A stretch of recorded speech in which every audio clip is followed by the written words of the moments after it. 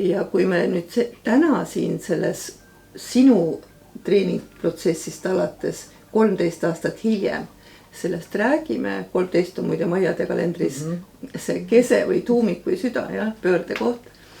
Et kui me sellest räägime, siis tõepoolest pilguheit minevikku, noh, seal on kõike olnud. Seal on olnud nii nagu ma Instagrami sõnumis ütlesin, et mööda mägiteid ja orge on kogu see liikumine käinud ja see on ka loomulik, sellepärast et midagi selgeks saanud, hakkame otsast peale.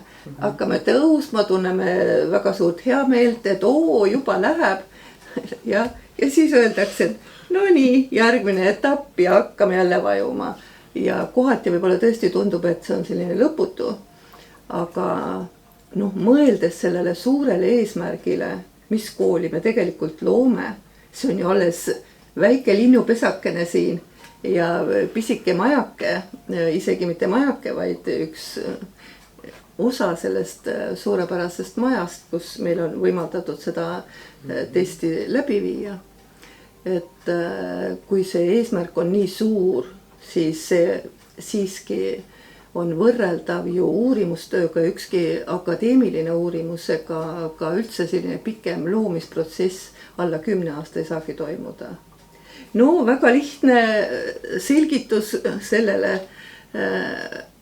miks me kohe ei teadnud sellest, mis meid ees ootab, on ikkagi see, et kui inimesele öelda, et sind ootab ees selline teekond, sa saad tunda neid ja neid katsumusi, selles teaduses, kus me kohtusime Taevase treenergrupiga, Maria sealhulgas, noh, natuke enne kui sina, et siis see oleks olnud väga raske.